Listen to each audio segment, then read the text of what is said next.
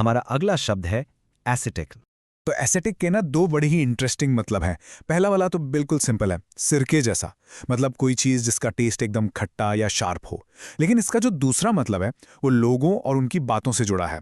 जब कोई ऐसी बात कहता है जो सुनने में तीखी लगे, थोड़ी सार्कास्टिक हो, उसके लिए भी हम एसेटिक यूज़ करते हैं। तो चलिए अब देखते हैं कि अलग अलग सिचुएशंस में इस वर्ड को सेंटेंसेस में कैसे यूज कर सकते हैं। ओके, सबसे पहले देखते हैं टेस्ट के बारे में। इमेजिन कीजिए आप एक सैलेड खा रहे हैं और उसकी ड्रेसिंग थोड़ी ज्यादा ही खट्टी है, सिरके जैसी। तो उस टेस्ट को बताने के लिए आप ये सेंटेंस यूज कर सकते हैं, the salad had a strong acetic taste. अब आते हैं इसके दूसरी मीनिंग पर, जो लोगों से जुड़ा है। एसिटिक विट का मतलब होता है किसी का बोलने का तरीका जो बड़ा तीखा हो, सार्कास्टिक हो, ऐसी बातें जो सामने वाले को चुभ जाएं। जैसे सेंटेंस में देखिए, हिज एसेटिक विट ऑफन स्टंग।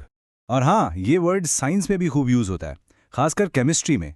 आपने कभी लैब में फील की है वो तीखी सी सिरके जैसी स्मेल? वो अक्सर एसिटिक एसिड की होती है।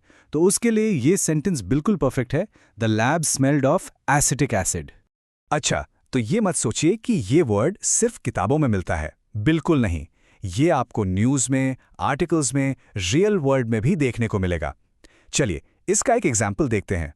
इस कोट में देखिए, यहां यूज हुआ है एसेटिक टोन। इसका मतलब है कि जो क्रिटिक ने रिव्यू लिखा वो बहुत ही हार्श, बहुत क्रिटिकल था। उसने बिल्कुल भी तारीफ नहीं की। सुनिए, the critics review was noted for its ascetic tone, leaving no room for praise. Okay, तो किसी भी वर्ड को और बेहतर समझने के लिए ना उसके सिनोनिम्स यानी उससे मिलते जुलते मीनिंग वाले वर्ड्स को जानना जरूरी है। तो चलिए देखते हैं। तो पहले देखते हैं सिनोनिम्स। अगर हम टेस्ट की बात कर रहे हैं तो इसके सिनोनिम्स होंगे सावर और टार्ट, दोनों का मतलब है खट्टा। और अगर हम किसी के नेचर या उसके कमेंट्स की बात कर रहे हैं तो सिनोनिम्स होंगे बाइटिंग, मतलब चुभने वाला, और सार्कास्टिक यानी कि तंजिया। चलिए अब देखते हैं इसके एंटोनिम्स यानी ऑपोजिट वर्ड्स। तो जहां टेस्ट एसिटिक यानी खट्टा था, उसका उल्टा क्या होगा? बिल्कुल सही, स्वीट या माइल्ड। और जहां किसी का नेचर एसिटिक यानी बाइटिंग था, उसका ऑपोजिट होगा काइंड या जेंटल। देखा कितना सिंपल है। तो आखिर में सबसे इंपॉर्टेंट बात क्या है?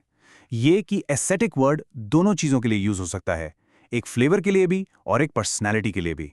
तो अब आप सोचिए, अगली बार जब आपको कोई तीखी चीज या तीखी बात डिस्क्राइब करनी हो तो एस्थेटिक वर्ड जरूर ट्राई करना।